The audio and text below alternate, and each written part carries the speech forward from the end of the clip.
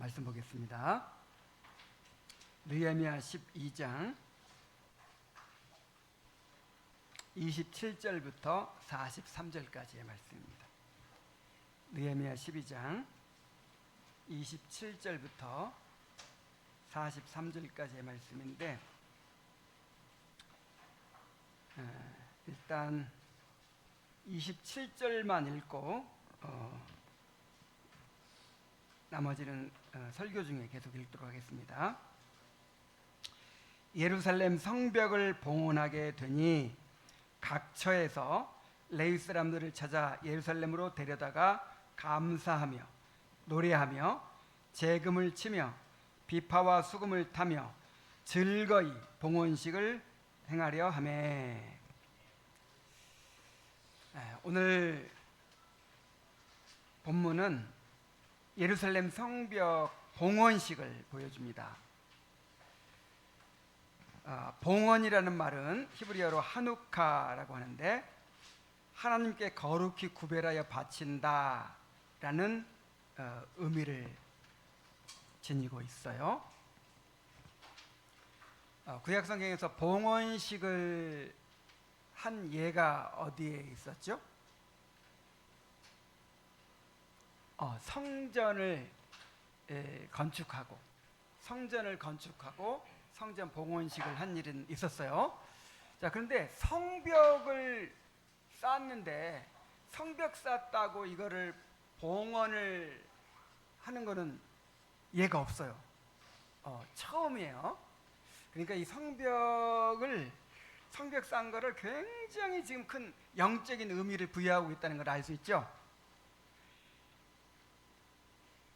이 의식은 단순히 예루살렘 성벽만을 봉헌하여 드리는 것이 아니라 유다 공동체 전체를 하나님께 봉헌하는 예식이었습니다. 그래서 성벽이 완공되자마자 봉헌식을 한 게 아니에요. 성벽은 7월 전에 이미 완공이 됐죠.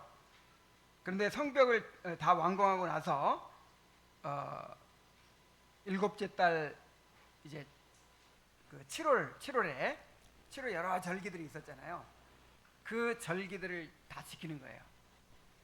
그 다음에 그 절기를 지키면서 이제 말씀이 선포되고 회개가 일어나고 부흥이 임했죠. 그래서 9장부터 10장에 걸쳐서 이제 언약 갱신이 이루어집니다. 그리고 백성들을 예루살렘 성 안으로 이주시키는 일이 11장에 있었죠. 그리고 12장 1절로 26절에서는 성전 제사 제도를 회복하는 일이 또 선행이 됐습니다. 이러한 과정을 통해서 이제 유다 백성들이 언약 백성으로서의 정체성을 회복하게 된 거예요. 그래서 이 성벽을 하나님 앞에 구별하여 바치는데 성벽 그 자체만 바치는 것이 아니고 사실은 이제 이 공동체 전체를 하나님 앞에 올려드리는 거예요. 우리가 매주 그렇게 하고 있죠. 봉헌 시간에 우리 공동체를 하나님 앞에 올려드리고 있죠. 그런 것처럼 이제 성벽을 완공하고 그 다음에 또 언약 백성으로서의 그 언약을 새롭게 갱신하고 또 그 성전 제사와 모든 것들을 회복한 다음에 이제 우리를 주님의 백성으로 받아주시옵소서 하면서 이제 봉헌식을 하는 거예요.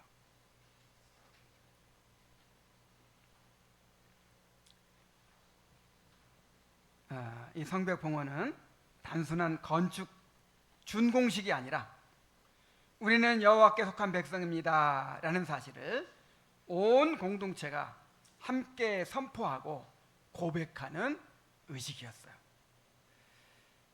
이제 본문을 통해서 느헤미야가 어떻게 성벽 봉헌식을 준비하고 진행했는지, 그리고 그 속에서 담긴 영적인 의미가 무엇인지를 함께 살펴보도록 하겠습니다. 자, 먼저 봉헌식을 준비하는 내용을 봅시다. 자, 봉헌식이 어떻게 진행이 됩니까? 27절에 보면 예루살렘 성벽을 봉헌하게 되니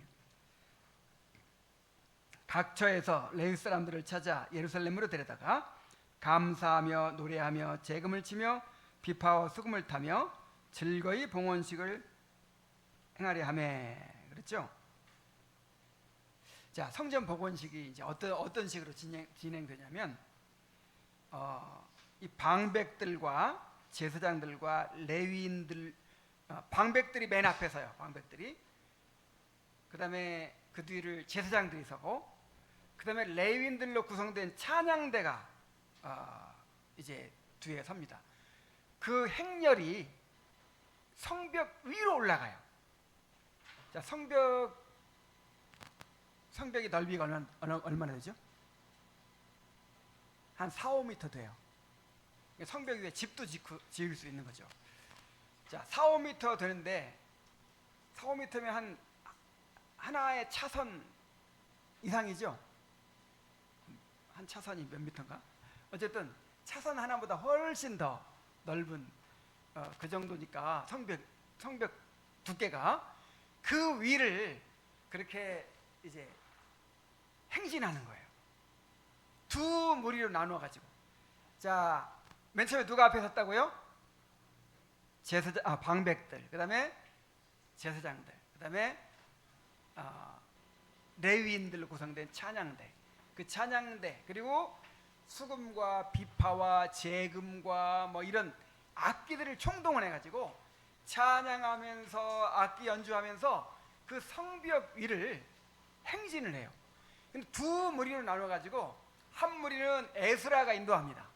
에스라가 인도해 가지고 반대 방향으로 돌아요. 그다음에 느헤미야가 또 인도해 가지고 에스라의 또 반대 방향으로 돌아요. 이게 반대 방향으로 계속 한 바퀴 더 돌려면 얼마나 걸려요? 몇 킬로 된다 그랬죠? 둘레가? 한 3km, 3, 4km 된다 그랬죠? 그러니까 한 1.5km 내지 2km를 행진하는 거예요. 성벽 위로. 두 무리가. 그래가지고 어디서 만나냐면 예루살렘 성전에서 만나요. 상상 한번 해보세요. 이제 한쪽에는 에스라가 딱 앞장섰겠죠. 방백들이 뒤따르고 제사장들이 뒤따르고, 그 다음에 레위인들이 온갖 악기를 연주하고 막 찬송하면서 그렇게 이제 성벽 위를 그렇게 행진해가지고 어디서 만난다고? 이런 성전에서 만나가지고 온 백성과 함께 성대한 예배를 드리고 제사를 드리는 거예요. 참 멋지죠? 자, 이렇게 봉헌식이 진행됩니다. 자, 왜 성벽 위를 행진했을까요? 이것은 하나님께 대한 믿음과 감사의 의식이었습니다. 그들은 성벽 위로 열을 지어 행진하면서 이 모든 것이 하나님께서 하신 일이다 라고 고백했습니다. 또한 우리를 지키시는 분은 바로 하나님이시다 라고 고백을 했습니다. 그리고 앞으로도 하나님께서 이 성을 보호해 주실 것을 바라보았습니다. 그리고 마침내 두 무리가 성전에서 만나서 온 회중과 함께 큰 기쁨으로 하나님을 찬양하고 제사를 드리는 것입니다. 자, 이 봉헌식을 위해서 준비를 합니다. 28절로 30절에 보면 이에 노래하는 자들이 예루살렘 사방들과 느도바 사람의 마을에서 모여들고 또 벳길갈과 게바와 아스마의 들에서 모여들었으니 이 노래하는 자들은 자기들을 위하여 예루살렘 사방의 마을들을 이루었습니다. 제사장들과 레위 사람들이 몸을 정결하게 하고 또 백성과 성문과 성벽을 정결하게 하니라. 자, 이 성벽을 봉헌하는 것은 하나님께 드리는 예배였기 때문에, 자, 예배를 드리려면 찬양대가 있어야 되고 악기를 연주해야 되고 하니까 누구를 동원해야 돼요? 레위인들 다 모아야 돼요. 자, 레위인들은 예루살렘 부근에 살았어요. 그래가지고 이런 이제 예배가 있다 그러면 어떻게 해야 돼요? 소집을 해요. 예배가 있으면 레위인들 다 소집합니다. 예루살렘 주변에 살다가 소집령이 내리면 어떻게 해요? 다 모여드는 거예요. 그래갖고 자기 맡은 직분에 따라서 그렇게 예배를 섬깁니다.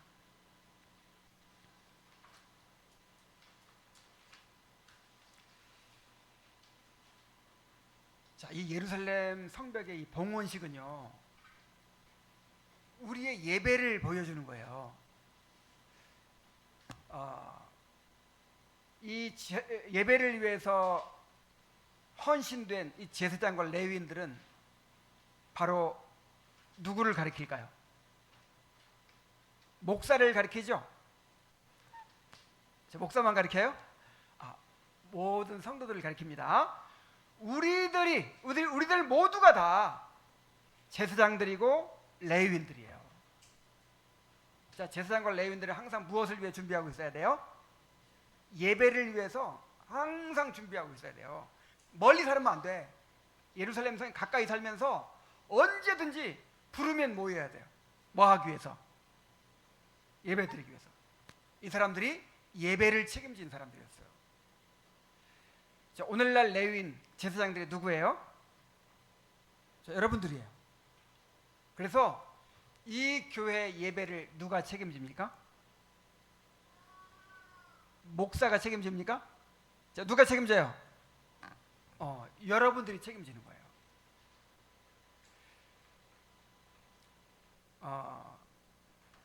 이 제사장이요 레위인들로서 이 예배에 대한 책임감을 가져야 돼요. 예배에 있어서 구경꾼이 있어서는 안 돼요. 여러분 한 사람 한 사람이 제사장이요 레위인으로서 여러분의 자리를 지켜야 됩니다.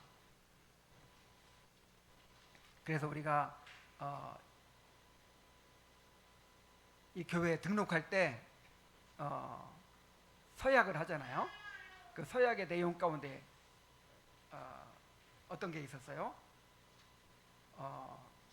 이 주일 공예배 때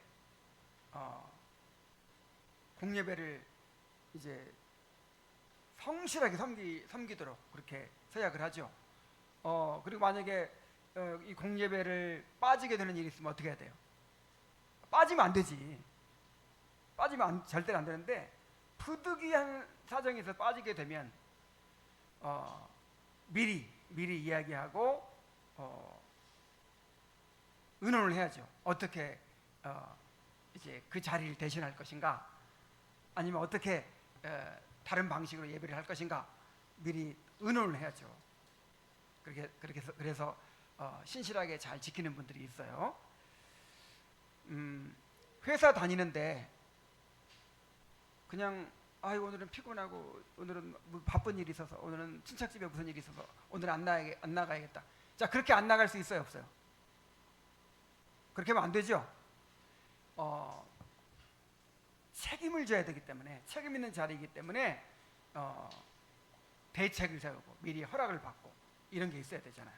그래서 그 여러분들이 이 예배를 책임지는 사람들이라는 생각으로 정말 책임 있게 그렇게 사명을 감당해야 될 줄로 믿습니다.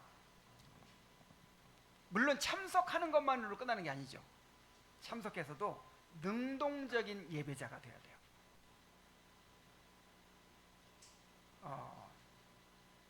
요즘에도 이렇게 예배를 인도하다 보면은 찬송을 하는데 그냥 다른 사람이 다 부르니까 나 한 사람쯤은 안 불러도 되겠지 하고 그냥 안 부르는 사람들도 있어요. 정말 레위인 중에서 그렇게 만약에 그 찬송을 하기 위해서 택함 받고 준비하고 있는데 찬송을 안 하면 어떻게 되겠어요? 능동적으로 예배에 참여해야 됩니다. 예배는 목사가 다 하고 성도들은 그냥 이렇게 극장의 관객처럼 이렇게 참여만 하고, 이게 아니에요. 목사의 역할은 뭐냐면 이 제사장들이 하나님께 예배를 잘 드릴 수 있도록 지휘하는 역할이에요. 여기도 나오는데 그 레위인의 찬양을 지도하는 사람이 있었거든요. 목사는 여러분들의 예배를 이렇게 이끄는 사람이지 목사가 혼자서 예배 드리는 게 아니에요.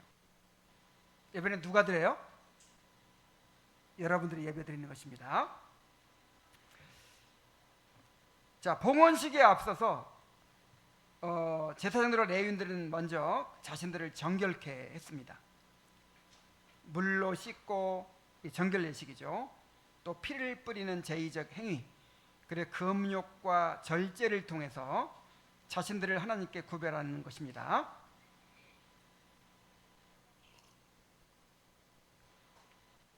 자, 이렇게 피를 뿌리고 물로 씻고 하나님을 위해서 구별하는 것은 온 백성과 이 성이 하나님께 속해 있음을 고백하는 상징적인 행위였습니다.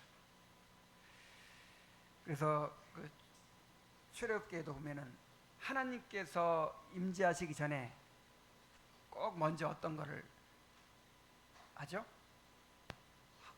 정결케 하는 일을 하죠. 자, 하나님께서 임하시느니라 너희는 정결케 하라. 그래가지고 이제 물로 씻기도 하고, 그 다음에 또 사방에 더러운 것들을 막, 이제 거기는 화장실이 따로 없고 그냥 대변을 아무데나 보고 막 머리로 묶고만 하잖아요. 그 당시에는 그 사막에서 장막 치고 있으니까 그런 거 하나도 보이지 않도록 다 덮어요. 덮고 옷도 빨고 몸도 씻고 이렇게 또 금욕과 절제도 해요. 그렇게 자기를 정결케 준비한 다음에 하나님을 만나는 거예요. 자, 우리가 예배하기 위해서 이렇게 우리를 준비해야 됩니다.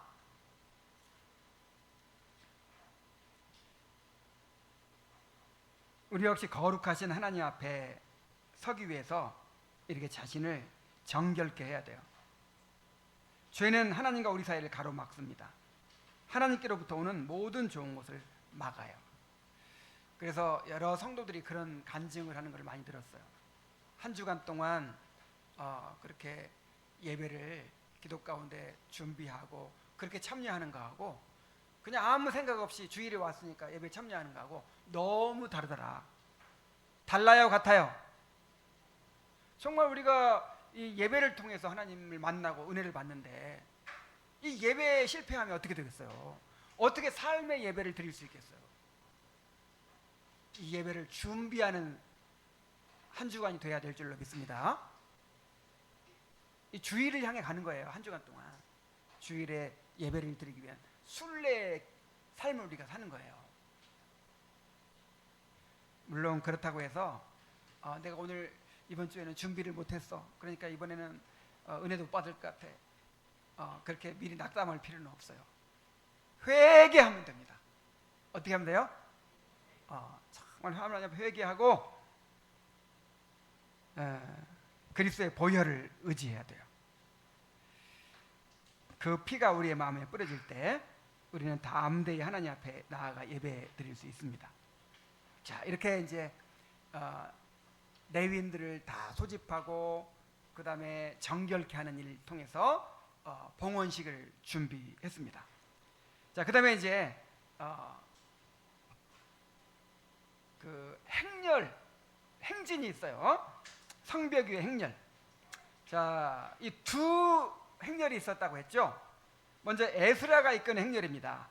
31절부터 37절까지의 말씀이에요.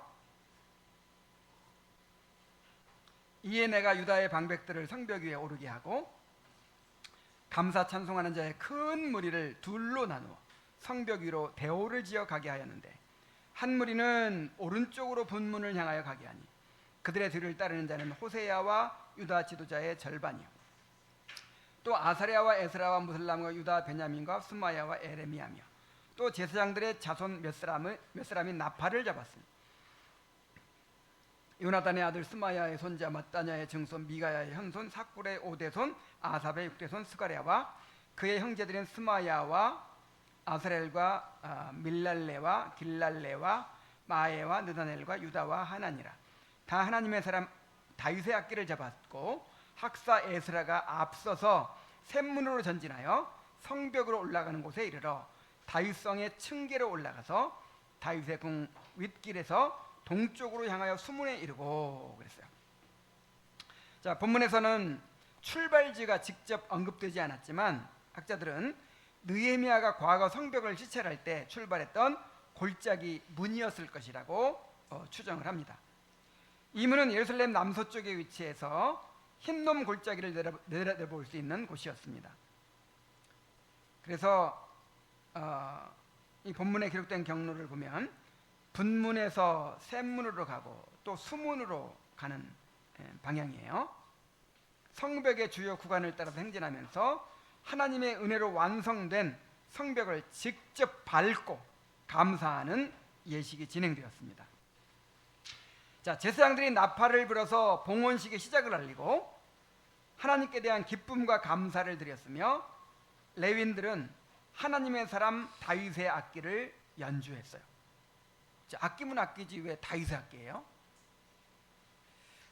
이게 지금 그 이방인의 어떤 그런 음악과 구분하기 위해서요. 다윗의 악기란 이방인들의 악기와 구별되는 다윗이 성전 예배를 위해 지정했던 제금과 비파와 수금 같은 것들을 의미합니다.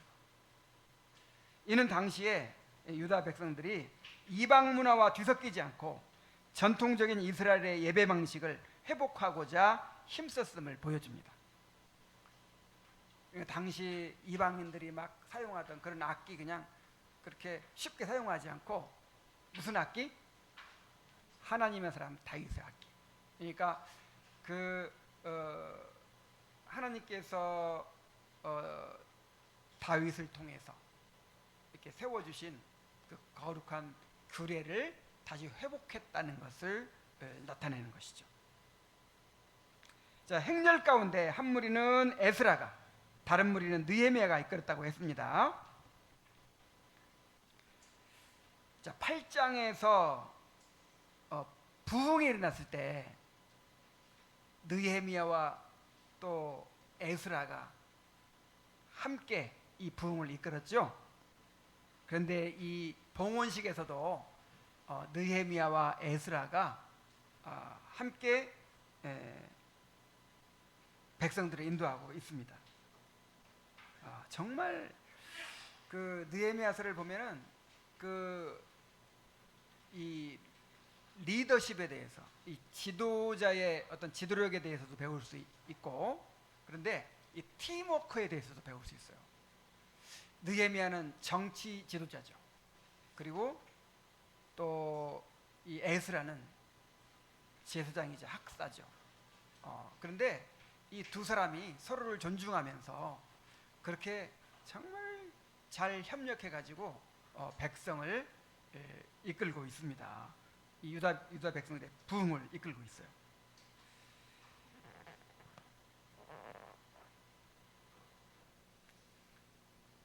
이렇게 영적 지도자들이 연합해서 공동체를 세우는 일이 얼마나 중요한지를 잘 보여줍니다.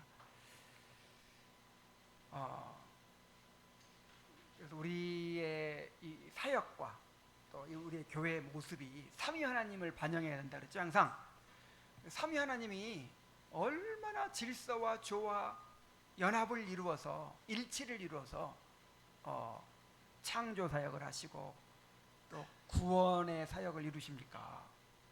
그래서 이 교회의 사역도요 이렇게 팀워크를 이루어야 돼요. 자, 뭘 이루어야 돼요?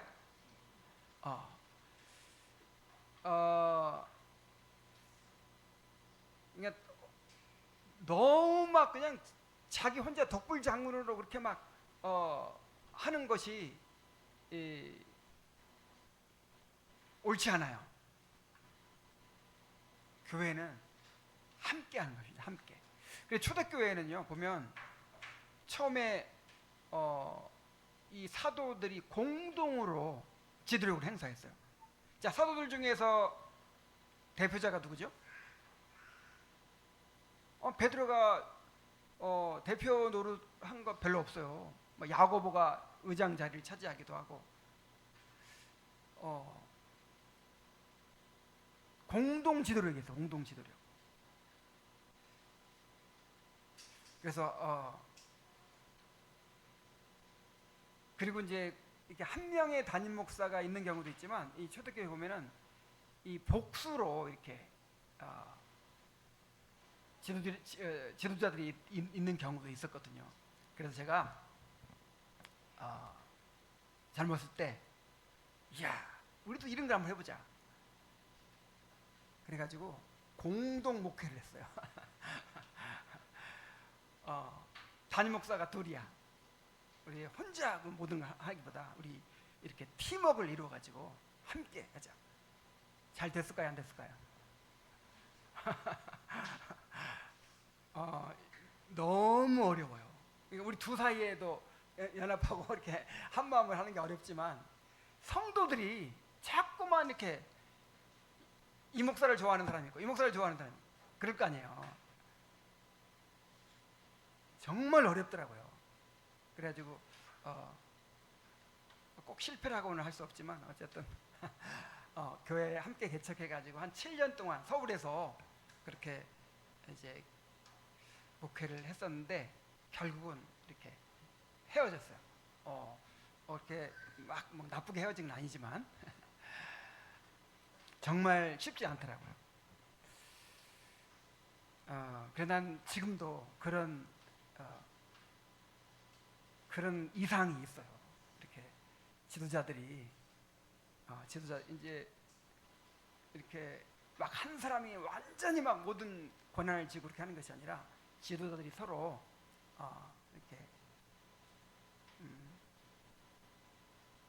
연합해가지고 협력해서 교회를 이끌어가는 그게 바로 당회예요. 당회.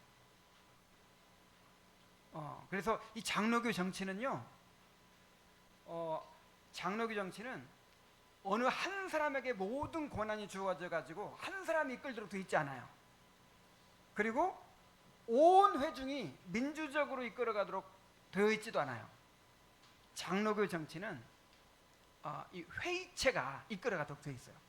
당회, 노회, 총회. 그래서 지금 저는 이름은 당회장이에요. 이름은 당회장인데 정식 당회가 구성되지는 못했죠. 장로들이 없으니까. 그래서 장로들이 빨리 세워져 가지고 이 동등한 이 당회원들이 함께 이 교회를 이끌어가는 그런 조직교회로 빨리 세워져야 되겠다 하는 생각이 있습니다.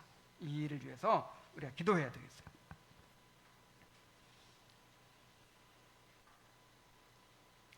자, 이제 에스라가 이끄는 행렬을 우리가 봤고, 그 다음에 느헤미야가 이끄는 행렬이 있어요.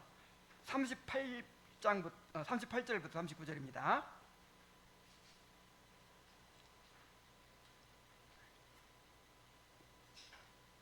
감사 찬송하는 다른 무리는 왼쪽으로 행진하는데 내가 백성의 절반과 더불어 그 뒤를 따라 성벽 위로 가서 화덕 망대 윗길로 성벽 넓은 곳에 이르고 에브라임 문 위로 옛문과 어문과 하나넬 망대와 함메아 망대를 지나 양문에 이르러 감옥문에 멈추매. 자, 본문에 언급된 여러 문과 망대의 이름들은 아마 이미 3장 1절로 11절에서 성벽 재건의 과정과 책임자들을 설명할 때 등장했던 것들입니다.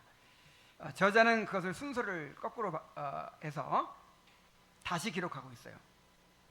백성들이 직접 땀 흘리며 성벽을 세운 그 장소들을 다시 밟고 지나가고 있음을 강조하는 것입니다.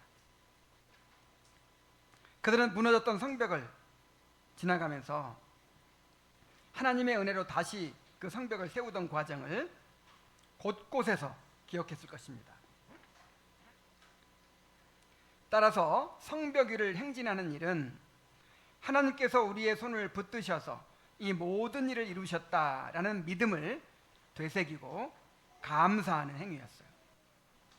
행렬의 걸음마다 그들은 감사와 기쁨으로 하나님을 찬양했습니다.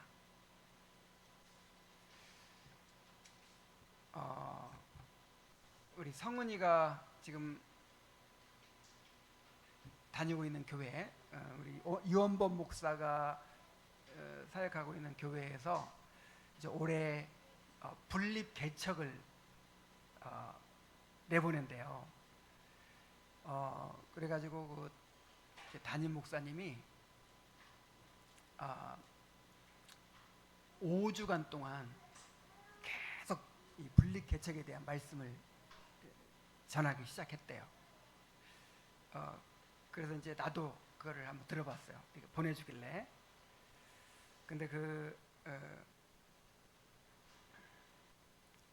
목사님이 어떤 얘기를 하냐면, 교회가 200명, 300명 이렇게 이제 되면 이제 교회가 이 조직으로 이렇게 움직이고 굴러가게 되고, 어떤 하나님의 역사를, 막 하나님의 생생한 역사를 경험할 수가 없다는 거예요. 그래서 교회를 새로 개척하고 세우는 그 일을 통해서만 경험할 수 있는 하나님의 은혜가 있다는 거예요. 그래서 자기는 아직도 그 은혜가 너무 사모가 돼가지고 지금도 여건 허락되면 그렇게 하고 교회를 새로 세우고 싶대요.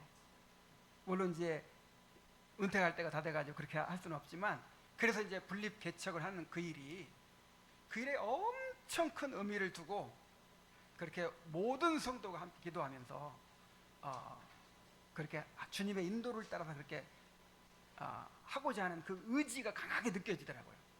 그러면서 제가 그거 들으면서 어떤 생각이 들었냐면, 우리 교회 처음 개척하고 나서 우리 교회가 오늘에 이르기까지 하나님의 인도하신 그 과정이 생각났어요. 그때 저는 지금 이 목사님이 하시려고 하는 것처럼 미리 계획하고 막 그것을 기대하고 막 그렇게 추진하고 그런 건 아니었죠. 막 어쩌다 보니까 그냥 떠밀려 가지고 나와가지고 그렇게 교회를 세우게 됐는데, 정말 그 한 걸음 한 걸음이 정말 하나님의 그 인도하심이 너무너무 놀라웠어요. 이 본문을 읽으면서 정말 그 생각이 들었어요. 그래서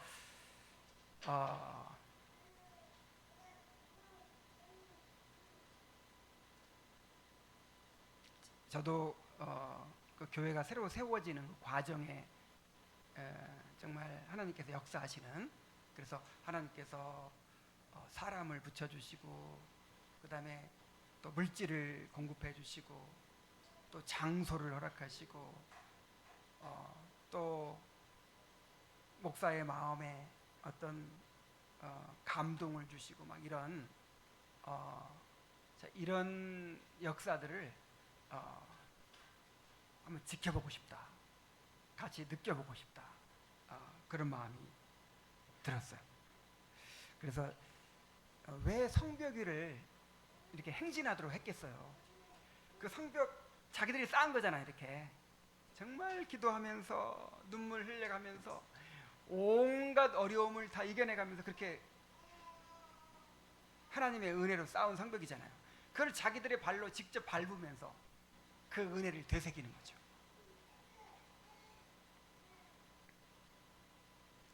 자, 그런데 여기 흥미로운 사실은 느헤미야가 내가 백성의 절반과 더불어 그 뒤를 따라갔다라고 말하는 거예요. 자, 에스라는 맨 앞에서 인도했어요. 맨 앞에서. 근데 느헤미야는 뒤에서 따라가요. 자, 이 나라에서 제일 높은 사람이 누구죠? 느헤미야죠. 총독이잖아요. 총독. 옛날로 치면 왕이나 마찬가지예요. 그리고 이 성벽을 쌓는데 제일 큰 공을 세운 사람이 누구예요? 느헤미야 아니었으면 이 성벽 쌓을 수 있었겠어요? 느헤미야가 자기 그 페르시아 왕궁의 술 맡은 자로서 왕의 측근이었잖아요. 황제의 측근이었잖아요. 거기서 호의호식하는 것 다 포기하고 다 버리고 왔잖아요. 그리고 정말 헌신적으로 자기 사비를 다 들여가면서 그렇게 헌신해가지고 이 성벽을 세웠잖아요. 그러니까 참 인간적으로 하면요, 사실 이 나라의 주인공이 누구예요? 인간적으로 보면 오늘날 예를 들어서 예배당 준공식 많이 하죠. 예배당 무슨 봉헌식도 하고 뭐 그런 거 할 때 주인공이 누구예요?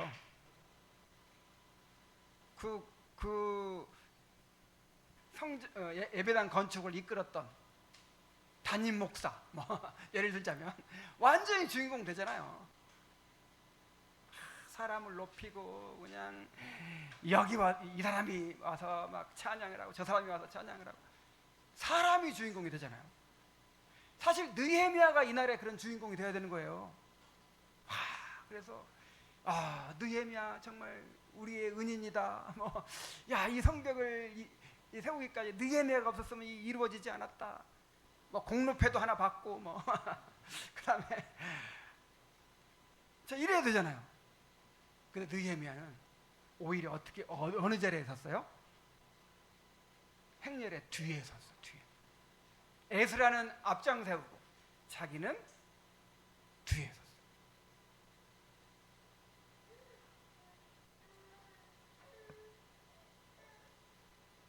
인간적으로 보면 이 성벽 봉헌식이야말로 그의 업적을 자랑할 수 있는 절호의 기회였습니다. 그러나 그는 결코 자신이 주인공이 되려고 하지 않았어요.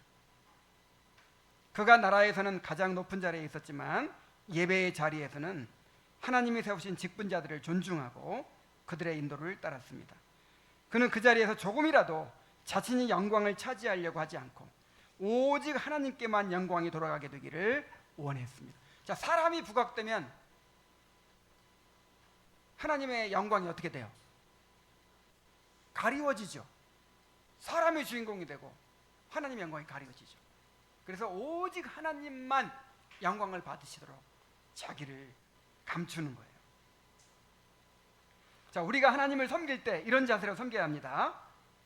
자, 하나님의 일을 할 때는 앞장서야 돼요? 뒤에 서야 돼요? 뭔가 섬기는 일은 항상 앞에 서야 돼요. 앞에.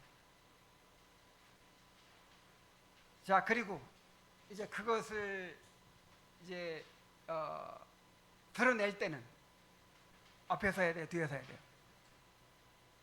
자기를 감춰야죠. 오직 하나님께만 영광이 돌려지도록 자기를 감추어야 합니다.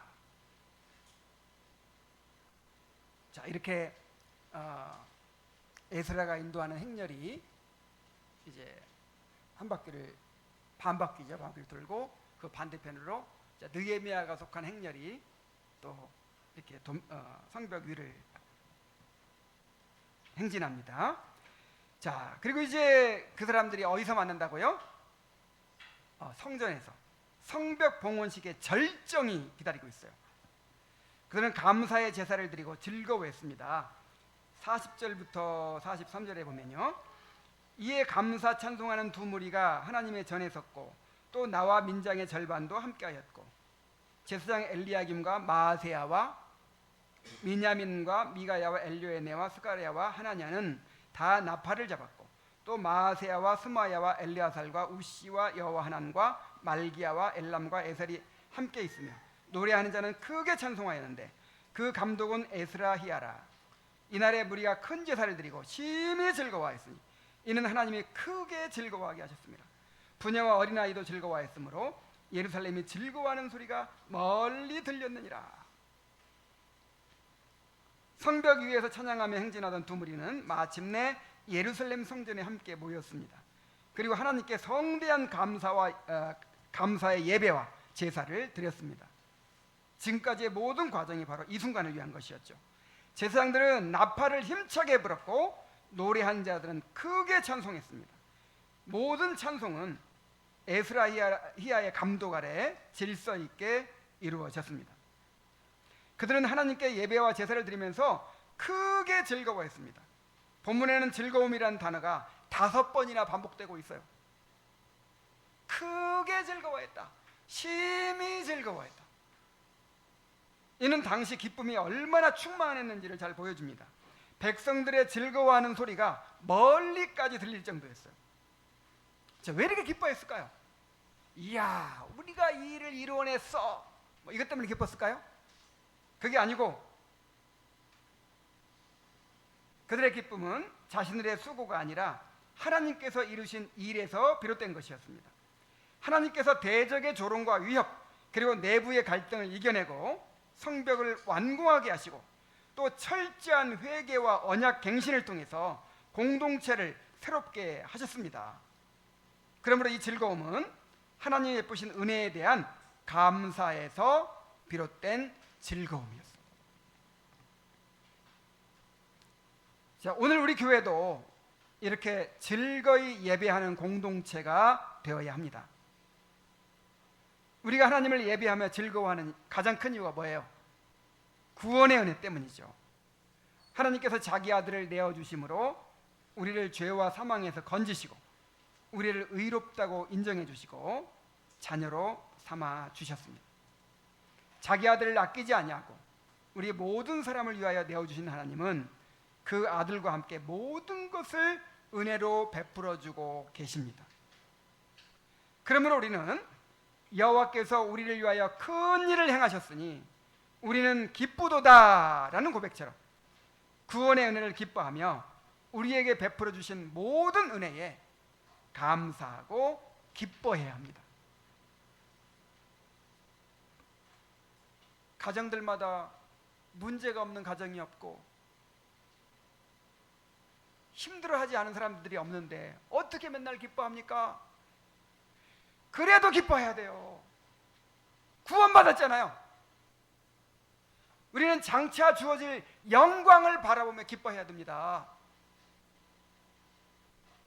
하나님께서는 우리에게 장차 새하늘과 새 땅에서 완전한 구원을 누리게 하실 것을 약속하셨습니다. 현재의 고난 속에서도 우리는 환난에 경한 것이 지극히 크고 영원한 영광에 중요한 것을 이루고 있다는 것을 알기 때문에 기뻐할 수 있어요. 자, 이 사람들은 지금 문제가 없어서 기뻐합니까? 뭐 부자가 돼서 기뻐합니까? 자, 왜 기뻐해요? 이 기쁨의 본질이 뭐예요? 이 사람들이 하나님과의 관계가 완전히 회복된 거예요. 자기들이 언약 백성으로서 온전히 하나님께 드려진 거예요. 이 봉헌식이 지금 이 성벽 드리는 게 아니잖아요. 지금 누구를 드리는 거예요? 자신들을 드리는 거예요. 자신을 온전히 하나님께 드릴 때 이러한 기쁨이 오는 것입니다. 이제 결론입니다. 성벽 봉헌식의 절정은 성대한 감사의 제사와 넘치는 즐거움이었습니다. 회복된 언약 공동체의 모습은 하나님을 크게 기뻐하는 것이었습니다. 오늘 우리 교회가 이렇게 기쁨이 넘치는 공동체가 되어야 합니다. 자, 우리 교회의 표어가 뭐죠? 주님이 다스리시는 교회. 자, 주님이 다스리시면 그 결과가 뭐예요? 천국의 기쁨이 넘치게 돼요. 자, 로마서 14장 17절에 하나님의 나라는 먹는 것과 마시는 것이 아니요 오직 성령 안에 있는 의와 평강과 희락이라 그랬잖아요. 하나님의 나라가 하나님의 다스림이죠. 통치죠. 그 하나님의 통치는 그 하나님의 통치의 결과는 뭐 먹으면 되고 뭐 먹으면 안 되고 막 이런 의식이나 형식에 있지 않고 뭐에 있어요? 의가 이루어져. 평강이 이루어져. 그 다음에 희락이 넘치는 거예요. 자, 우리 교회가 지금 우리 교회가 이 공동체가 주님 앞에 이렇게 봉헌되어지고 그 다음에 주님의 다스림을 받고 있다면 그 결과로 우리가 어떻게 해야 돼요? 기뻐해야 돼요. 즐거워야 돼요.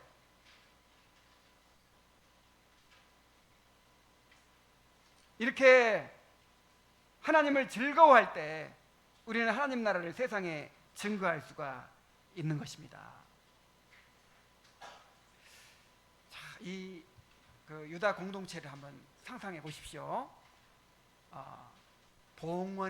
성벽을 봉헌을 하고 감사의 예배와 제사를 드리면서 크게 기뻐하고 심히 기뻐하고 어린아이들까지 다 기뻐하고 그 기뻐하는 소리가 그냥 멀리까지 막 들릴 정도로 이게 교회의 모습이에요. 이게 주님께서 기뻐하시는 교회의 모습입니다. 주님이 다스리시는 교회, 천국의 기쁨이 넘치는 그런 교회가 되어야 할 줄로 믿습니다. 내가 지금 기쁨이 없으면요, 주님의 다스림을 받지 못하고 있는 거예요.